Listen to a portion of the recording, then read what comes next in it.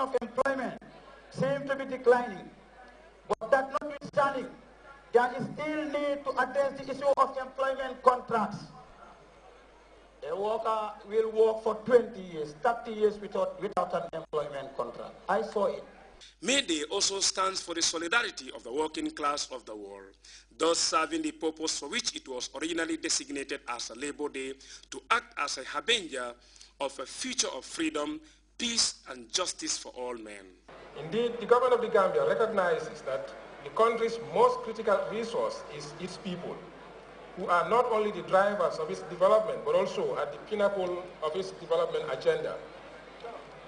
Therefore, the government will tackle head-on anything that threatens to constrain the providers of labor to occupy their rightful position in the country's development process, as they are the bedrock of its very existence. This year's May Day celebrations was championed by the Ministry of Youth and Sport. Once we hear of agitation in most parts of the world on this day, right here in the Gambia, it accords us the opportunity to cement our gains in worker-employer relations, government-private sector relations, and most importantly, promote mass participation in sports. As the Gambia National Trade Union Congress, the government and the country's working class celebrate Workers' Day, one thing is obvious. A sense of purpose and unity is critical to attaining industrial justice, and all stakeholders must fulfill their own side of the bargain. Louis Mendy, Grts. More than 2 decades ago, someone came up with the brilliant idea of organizing mass sports for Gambian workers. Well, the event, which started from humble beginnings, continues to attract more participants. Some of them have been sharing some of the benefits of participating in the May Day sports with GRTS's Rohi Bitey, and this is her report. International Workers' Day. The day is marked by workers the world over. However, celebrations take a uniquely different format in the Gambia. The main feature of the day, aside from the usual march past, is the traditional mass May Day sports. This event provides workers the unique opportunity to not only compete in an atmosphere of goodwill and friendship, but also promote healthy relationship among workers. Since the inception of May Day sports in the country, the day has been celebrated under the auspices of the Gambian National Olympic Committee. This year, though, sporting events will be led and supervised by the Ministry of Youth and Sports through its National Sports Council. Council, like you rightly mentioned, is organizing it well. Has put in place a National Organizing Committee to organize this for the first time ever. And you know, it is basically the responsibility of that organizing committee to ensure that this event is organized and organized well. If it happens, then the National Youth Sports Council will be pleased. And so far, I must say that we are happy with the proceedings. Everything is going on according to plan. The May Day celebrated through a series of sporting activities from track and field to exciting indoor games is the only sport event in the country that has the potential of gathering workers from several institutions. The sport events are not only fun-filled but also contribute to the health of workers. At least after every 365 days, you spare 1 day for workers to come together, celebrate. The sport aspect of it is very important, but though GRTS is not doing anything that so impressive, but at least coming together, all staff from all sets of life to group together and interact is very important. And this year's event seems to be very colorful. Apart from its potential to create an enjoyable platform for workers to interact, it also contributes to peace building in the country, as well as the development of the country through public-private partnership, which can be strengthened through unity. Sports is something that is part of life. We need to participate. We have been the ambience itself, because at the end of every day, when we have this May Day, at the end of the day, everybody should be able to make at least 10 friends. Because we work in various places, we work in various institutions, but for us to have a free time to interact, at this gathering you cannot even know who is the manager, who is a clerk, who is a cleaner. Even that itself brings a broader understanding, networking and cooperation between and among institutions and individuals. People have several reasons of celebrating the day through May Day sports, but most of them seems to attribute the day to the fun and peace it generates in the country. We have crowned our managing director as the managing director of the year, Not long ago, the nation witnessed that we were able to call Yusundur here, which so many people were trying and they couldn't, but due to our able managing director, it was possible. So we've crowned him as the managing director of the year, and social security this year is the institution of the year.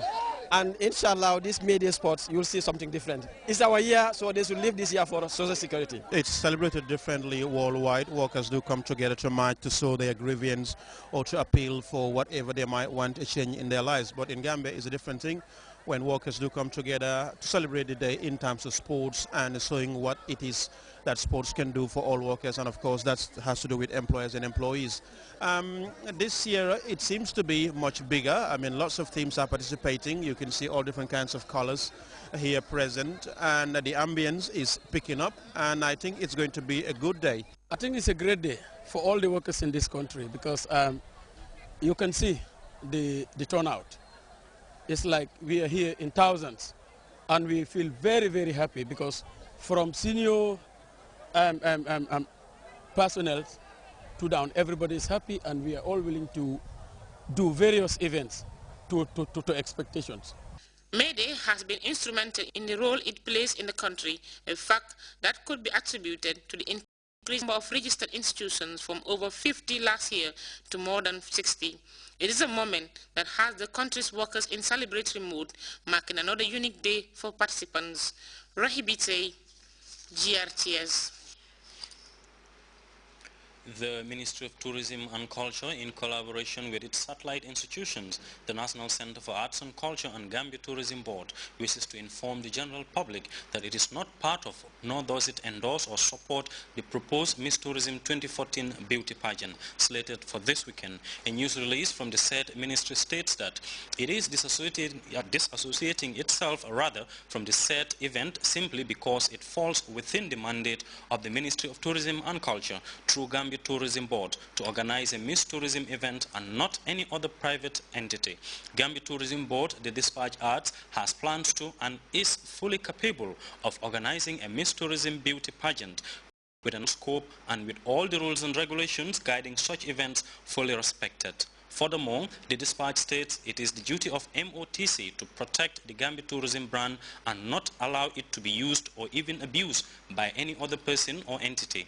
In addition, the release adds there is in place a National Ministerial Committee on Beauty Pageants and Films under the NCAC, which has laid down guidelines for the organization of such events as beauty pageants and film shoots. The rules set by this committee must be scrupulously respected and adhered to by persons and entities that wish to engage in such activities. It states persons and entities wishing to do beauty pageants, film shoots or premieres, the release says, should first seek authorization from the committee which is under the NCAC. The committee, it states, is meant to ensure the protection of our Gambian girls from exploitation and harassment by errant beauty pageant organizers and film producers. The MOTC and its institutions wish to firmly disassociate itself from the proposed Miss Tourism 2014, the dispatch ends. The International Roots Homecoming Festival is just a week away and preparations are in high gear. The National Council or Center for Arts and Culture recently had an interface with the media as part of efforts aimed at ensuring a hitch-free festival. Modu Bajan was there and he reports the highlight of the event was a rundown of the different programs lined up for the guests. The committee of the forthcoming Roots International Festival has been engaged for the past months in preparation for the 11th edition of the festive. The latest of this activity undertaken by the team is a pre-Roots press conference. It was a convergence with divergence and as such, various burning issues in line with the state of preparedness for the 2014 Roots Festival were discussed. These diverse deliberations brought members together, among them the very person at the helm of the Ministry of Tourism and Culture, Fatumas Job Njai. My peers alluded to the program but skipped the musical jamboree. It's going to be very exciting. It's on the 10th at the Independence Stadium. We have artists, our very own, such as Singate, we have Jalimadi, we have Manding Mori, we have Musa Fili Jobate, we have Sambaba, we have the Holy Family Band, 5-Star Band, Jaliba Kuyate, Jali Keba, the Fateleku Band, and the Humanity Stars. Now, all the other contemporary artists have got their own band, so they will be considered as a band. Singate and Co, they have their own band now, so they're also part of the bands that are performing. In terms of international artists, we have Sizzla Kolonji, we have Mutab